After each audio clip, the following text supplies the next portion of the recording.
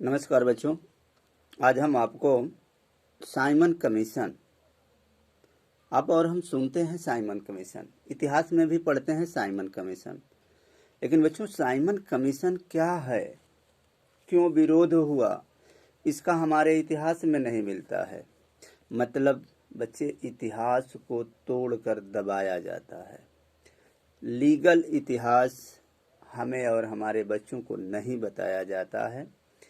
तो आज मैं आपको वह रियल इतिहास बताने जा रहा हूँ कि साइमन कमीशन जो था वह भारत में आया जब 1919 ईस्वी में इंग्लैंड की गवर्नमेंट ने भारत में रहने वाले शोषित दलित गरीब समाज की आर्थिक सामाजिक सुधार के लिए उन्होंने आरक्षण दिया।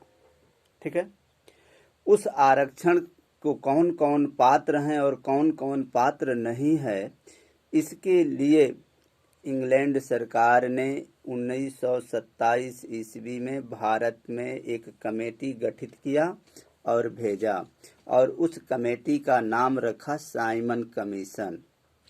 ठीक है, तो वह साइमन कमीशन में 5 मेंबर्स थे और वह मेंबर्स जो थे सभी अंग्रेज थे। ठीक है, और सभी अंग्रेज थे और वो आए। इस समय पाकिस्तान में है लाहौर, और लाहौर आने के बाद लाला लजपत राय कांग्रेस पार्टी के लीडर थे, वहां पर उनका घोर विरोध किए, साइमन कमीशन वापस जाओ। इनके दिमाग पर यह था, कांग्रेस पार्टी के दिमाग पे यह बात चल रही थी कि यदि अंग्रेज सरकार इस तरह से दलित और शोषित समाज के उत्थान के बारे में सोचने लगेगी तो यह दलित समाज जो है अंग्रेज सरकार के साथ जुड़ जाएगी, और जो हमारा मिशन है देश को आज़ाद कराने का, यह मिशन हमारा सदैव अधूरा बना रहेगा, कभी जो है हमें आज़ादी नहीं मिल पाएगी। इसलिए कांग्रेस पार्टी साइमन कमीशन का विरोध की। ठीक है, और वह साइमन कमीशन जो है आया, आने के बाद उसका विरोध हुआ, और लाहौर के उस विरोध में अंग्रेज के एक पुलिस अधिकारी के द्वारा लाठी के प्रहार से लाला लजपत राय की मृत्यु हो गई। ठीक है, मृत्यु हो गई, और यह बात जो है जन आंदोलन का रूप धारण किया पूरे भारत में, और अंग्रेजों के खिलाफ, ठीक ना, अंग्रेजों के खिलाफ जो है तरह तरह की प्रवृत्तियां जो है चली।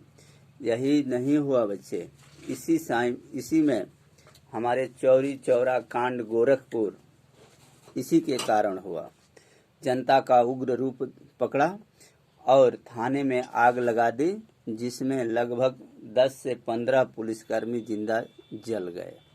ठीक है, तो ये हमारा साइमन कमीशन जो था वह दलितों के अधिकार, शोषित गरीबों के अधिकार की लड़ाई थी, जिसको कांग्रेस पार्टी जो है जिसका बहिष्कार किया। उस समय शायद उचित भी था, अगर इस तरह की बहिष्कार नहीं करते और जनता अपने सुख सुविधा में आकर के अगर ऐसा करती तो शायद यह अधिकार जो हमें आज़ादी मिली यह और आज से 100 वर्ष 200 वर्ष और पीछे जा सकती थी। ठीक है ना, तो वह साइमन कमीशन को जो है वापस गया। ठीक ना, वापस चला गया। जब विद्रोह होने लगा तो फिर भी इंग्लैंड सरकार ने यह सोचा कि चलो अगर हम गांव में जा कर के भारत की गांव की जनता का अगर हम सर्वे नहीं कर सकते तो हम वहां से कुछ गरीब वहां के नेताओं को बुला करके उनसे बैठ करके बात करके एक अनुमान लगा सकते हैं कि भारत में कौन कौन समाज के लोग गरीब हैं, कौन दलित हैं, किसके साथ छुआछूत होता है, किसके साथ छुआछूत नहीं होता है। इन सब चीज़ों को हम जानेंगे और यह सुविधा जो है उनको उपलब्ध कराई जाएगी। इसी के उपलक्ष्य में गोलमेज अधिवेशन जो है इंग्लैंड में हुआ, 3 हुए, और उसमें भारत के सभी पार्टी के राजनेताओं को आमंत्रित किया गया, बुलाया गया। और उस प्रथम गोलमेज जो है 1930 में हुआ, और उस प्रथम गोलमेज में भारत की राजनीतिक जो पार्टियां थी, मुस्लिम लीग, कांग्रेस और दलित समाज से B.R. अम्बेडकर को आमंत्रित किया गया। ये लोग गए। जाने के बाद मुसलमानों का नेतृत्व बात रखने के लिए जिन्ना ने रखा, जबकि कांग्रेस पार्टी हिंदुओं का रखती थी। और अम्बेडकर की जब बात आई तो गांधी जी ने कहा कि हिंदुस्तान की समस्त आवाम जनता का नेतृत्व कांग्रेस पार्टी करती है, अतः इसमें अम्बेडकर की बात रखने का कोई उचित स्थान नहीं है। यही बात सुनकर अम्बेडकर ने उनका घोर विरोध किया कि दलित समाज, दलित और शोषित समाज का नेतृत्व B.R. अम्बेडकर करते हैं, कांग्रेस पार्टी नहीं करती।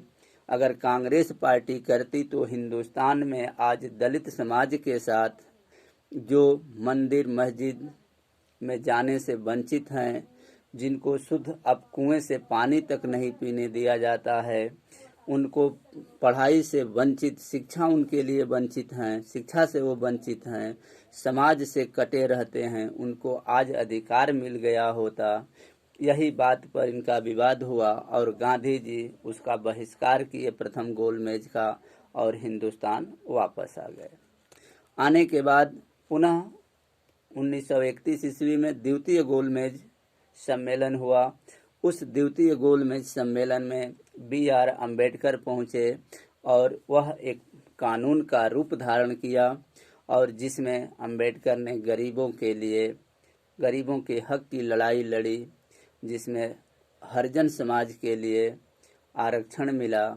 उनके लिए विधायिका में, लोकसभा में, ग्राम प्रधानी में, हर जगह जो है आरक्षण की बात रखी गई और उनको अलग रिजर्वेशन या किए कि यदि कांग्रेस पार्टी नहीं मानती है तो हिंदुस्तान में एक तीसरी शक्ति पाकिस्तान की मांग हो रही है, उसी तरह से तीसरा शब्द जो है चमरिस्तान, यानी एक और खंड भारत का हो सकता है, अलग राज्य की भी प्रस्ताव अम्बेडकर ने द्वितीय गोलमेज में रखा। यह बात सुनकर कांग्रेस पार्टी के नेता जो थे परेशान हो गए और महात्मा गांधी ने आमरण अनशन पे बैठ गए। इसके बाद के इतिहास हम बच्चे आगे अगले वीडियो में आपको बताएंगे। Thank you. ये आपका हाई स्कूल का सिलेबस है।